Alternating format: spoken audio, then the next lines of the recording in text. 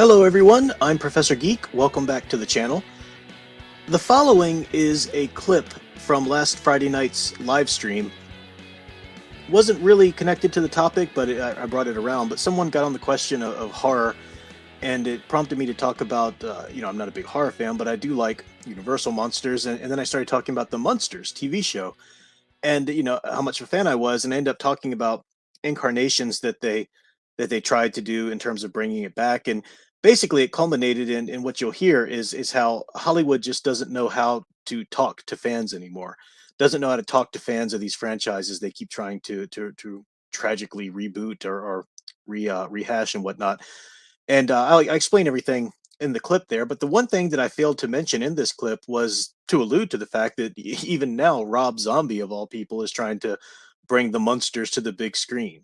And he seems to be very upset that anybody would have a problem with it. Not irate. I haven't seen live video clips, but from what I understand and from the comments and posts and whatnot that I've seen him write, he seems to say something to the extent, look, I get it. People are worried, but no, I'm a real Munsters fan. I'm a real Munsters fan. This is his platform. Why we should trust him, because he's a real Munsters fan. And I know that he has, we've seen uh, references to the Munsters throughout his career, the Dragula song and in other places and whatnot. But was he not a Halloween fan then? Because his Halloween movies were horrible. I mean, they're fine if you like a real dark, gritty, a very extreme horror movie, but the original Halloween movie wasn't that. It was a boogeyman movie. It was a wonderful boogeyman movie, and it did start that kind of slasher trend, but it itself wasn't that extreme. You didn't see blood spurting everywhere or whatever in that first Halloween film. It was a boogeyman movie. It had more in common with the Universal Monster films in a lot of ways than it did with the slashers that it kind of set on the path to be, snowballing out there. So just the fact that he claims he's a fan, no, he's really going to do it right, guys. He's a fan. This doesn't make me trust him in any way. Was he not a fan of Halloween then? And as I see, I talk in the video about this clip about how Hollywood doesn't know how to talk to the fans of these franchises, even the so-called fan creators, like Kevin Smith, like Rob Zombie here. Now maybe Rob Zombie will make a great Monsters movie. I don't know, but one of the points I made in the overall stream is that Hollywood is beyond, so beyond being innocent until proven guilty. They are beyond hoping that we owe them a chance. I don't care what new creator pops up, what new movie pops up. We don't owe them anything anymore. The ball is in their court to woo us and to earn us giving them a chance in every way. And that comes from trailers, from the way that they interact and the interactions they have on social media with fans. That comes from all the behind the scenes. The ball is in their court to earn your ticket money and your chance. That's how it should be. And if we ever want to get a grip on Hollywood and stop having these horrible, awful stories and deconstructions of our franchises, that's the way we need to react. We can't just come running to the box office and lapping up anything they give us so that we can talk about it on YouTube. I also reference at one point a remake of the Munsters, a Fox film, I believe it was called "Here Comes the Munsters," and I'm trying in the clip to remember the actor who played Herman Munster in that, but it was actually Edward Herman, the great Edward Herman, of course, from The Lost Boys and so many History Channel narration voiceovers and whatnot. So that's the name, in case anybody's wondering, that I couldn't remember at the time of recording the clip. But that's all I'll say in terms of preface. Without further ado, here's the clip, and I talk about specifically Mockingbird Lane. If you haven't heard of it, I explain it in the clip, but I hope you enjoy.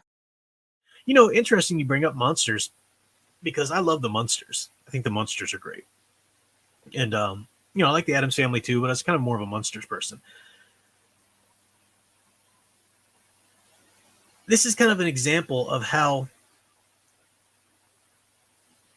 Hollywood is so out of touch in the terms of the way they speak to fans, just even the way they speak to fans.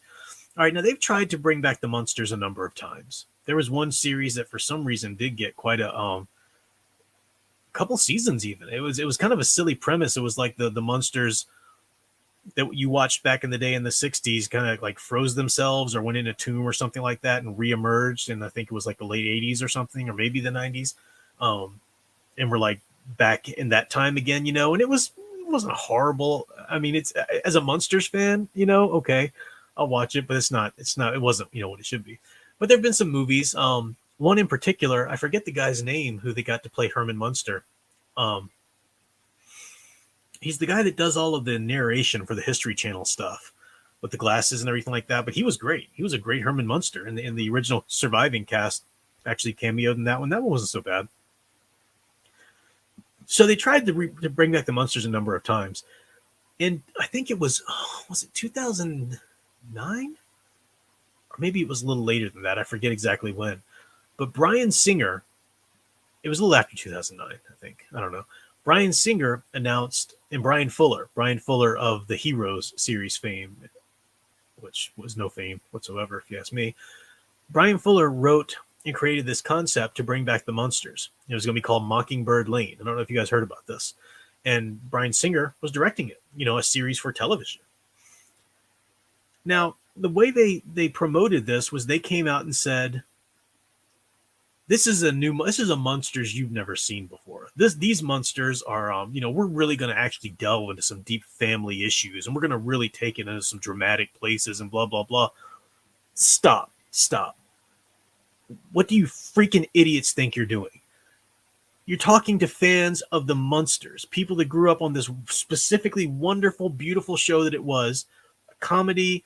It had its own meta narrative going on with either racism or different things like that, but it was great for what it was. It was wonderful. And it did that well. You don't talk to fans and act like what you're now presenting is the new and improved version of that. No.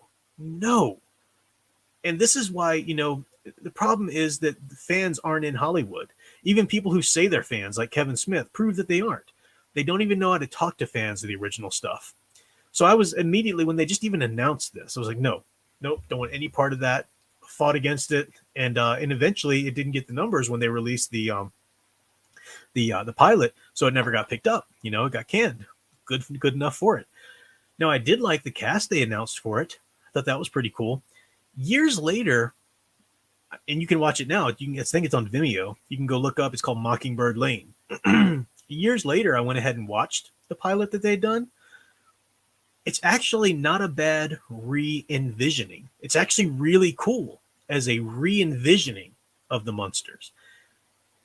If they had actually said, if Bryan Singer and Brian Fuller had said, look, we're not going to try to redo the Munsters again. The Munsters is a classic. People have tried to redo it. It's never as good as the original.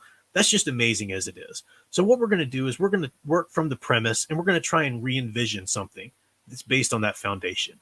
And we're going to do it a little differently, going to make it its own thing, but we hope you guys who like the premise and the foundation of the Munsters, we hope you'll come give it a chance.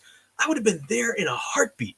I would have been 100% willing to give it a chance. 100%.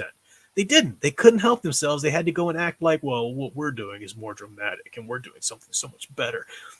And so I'm glad it didn't get picked up, because then it would have sent a message. Even though I actually like it in retrospect, I'm still glad it didn't get picked up, because it would have sent a message to Hollywood that, yep, you can always do better. You can always take these beloved franchises and do them better, because you're who you are now. And of course that's better. No, Hollywood has so much to learn about how to talk to fans.